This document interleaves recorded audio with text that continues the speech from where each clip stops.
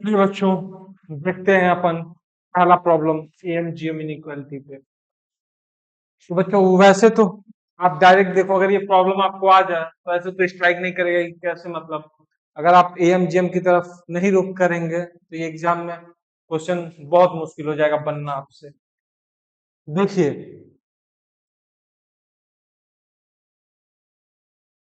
अपन अब एक बात बताओ, साइन की पावर 4 अल्फा प्लस 4 कॉस की power 4 beta plus 2 is equal to 4√2 sine alpha into cos beta. अब एक बात बताओ, अल्फा बीटा क्या है? 0 से पाई के बीच में है, यानी अल्फा भी 0 से क्या है बच्चा, पाई के बीच में है। अब भाई जब फर्स्ट और सेकंड क्वाड्रेंट में साइन का साइन क्या होता है? नेगेटिव। नहीं भाई, पॉजिटिव होता है, जिंदा रहो। साइन अल्फा क्या होगा? Greater than equal to 0। ठीक है। सिमिलरली जब अल्फा 0 से पाई के बीच में तो साइन अल्फा पॉजिटिव होगा। इधर देखिए इस इक्वेशन में एलएचएस, तो किसी को कोई शक कि एलएचएस हमेशा पॉजिटिव होगा इरिस्पेक्टिव ऑफ कि अल्फा बीटा क्या है, ये हमेशा पॉजिटिव होगा कि नहीं? तो भैया अगर एलएचएस हमेशा पॉजिटिव होगा और साइन अल्फा भी पॉजिटिव है, मतलब कॉस बीटा को भी क्या होना पड़ेगा? कॉस बीटा को भी क्या होना पड़ेगा? पॉजिटिव। यानी beta is in first quadrant, ये तो पक्की बात है। बीटा क्या है बच्चों? फर्स्ट क्वाड्रेंट में है, ये पक्की बात है। बीटा क्या है? फर्स्ट क्वाड्रेंट में है। चलिए अपन एएमजीएम का खेल चालू करते हैं। अब देखो यहाँ पावर 4 है, साइन की पावर 4 अल्फा प्लस 4 कॉस की पावर 4 बीटा प्लस 2। तो डायरेक्ट ना लगाते इसको, ऐसे हम साइन की पावर साइन अल्फा की पावर 4 प्लस 4 कॉस की पावर 4 बीटा प्लस 2 को 1 प्लस 1 में अपन ब्रेक कर दे। ऐसा इसलिए कर रहे हैं कि पावर 4 है और जब जीएम इसका लिखेंगे तो वहां 1/4 पावर बनना चाहिए ताकि ये रिमूव हो। Upon 2 upon sorry 4 greater than equal to, इस चारों संख्या का जीएम लिखिए तो क्या लिखोगे? साइन की पावर 4 अल्फा इंटू 4 कॉस की पावर 4 बीटा इंटू 1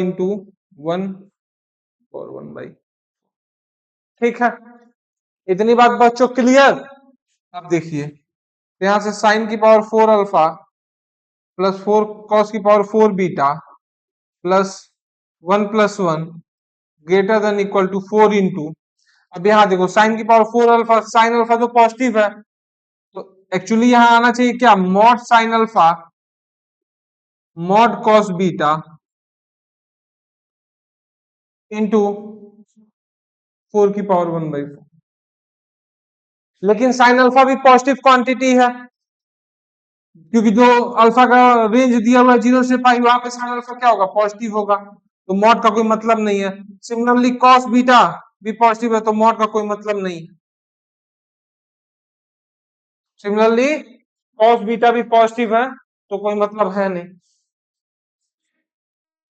तो फाइनली अपने पास यहाँ पे क्या आ जाएगा? देखो ये कितना है? √2 है ये क्या है बच्चों? √2। तो यहाँ से क्या गया? 4√2 साइन अल्फा कॉस बीटा। अरे भाई ये तो एम बराबर जीएम यहाँ इक्वलिटी होल्ड कर रही है, और यही अपने को क्वेश्चन में भी दिया हुआ है। तो इक्वलिटी गुरु लोग कब होल्ड करती है बताइए? इक्वलिटी होल्ड करनी कहानी बताई गई है। ये सब क्या, जब आपस में जैसे x1 x2 x3 up to xn positive संख्या है और एम इक्वल टू जीएम अगर इनका हो रहा है, तो इक्वलिटी होल्ड कहाँ करती है? जब x1 बराबर x2 बराबर x3 बराबर xn हो। तो क्या होना चाहिए? साइन की power 4 alpha is equal to 1 is equal to 4 cos की पावर 4 बीटा। कितने लोग को बात सहमति से आ रहा है कि इक्वलिटी कहाँ होल्ड करेगा? साइन की पावर 4 अल्फा जहां 1 हो और जहां 4 कॉस की पावर 4 बीटा क्या हो अपना? 1 हो। तो भाई अल्फा फॉर साइन अल्फा क्या है? साइन अल्फा पॉजिटिव होगा। साइन अल्फा तो पॉजिटिव होगा ना, क्योंकि अल्फा का रेंज 0 से पाई है। तो यहाँ से साइन अल्फा की दो वैल्यू आती, एक 1 आती और एक -1 आती, लेकिन -1 रिजेक्ट हो जाएगी क्योंकि अल्फा का जो रेंज दिया हुआ है उसमें -1 नहीं आएगा sine alpha. Similarly cos beta यहाँ से कितना आएगा, +-1/√। लेकिन कॉस बीटा भी पॉजिटिव है तो भैया -1/√2 वाली वैल्यू रिजेक्ट हो जाएगी।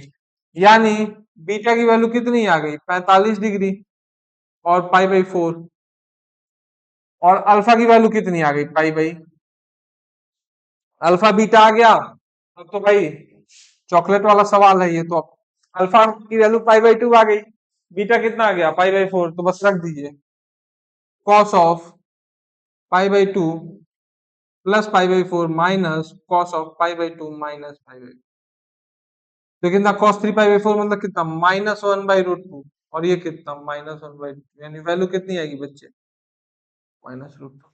वैल्यू कितनी आएगी बच्चे, -√2। यानी कितना अच्छा प्रॉब्लम है, अगर आपने एएमजीएम यहाँ नहीं लगाया तो फिर आप फंस गए। तो यहाँ पे क्या आ गया answer, cos alpha plus beta minus cos alpha minus beta is equal to -√2। इसको नोट डाउन कर ले बच्चे, फिर पढ़ते हैं अगले क्वेश्चन की तरफ।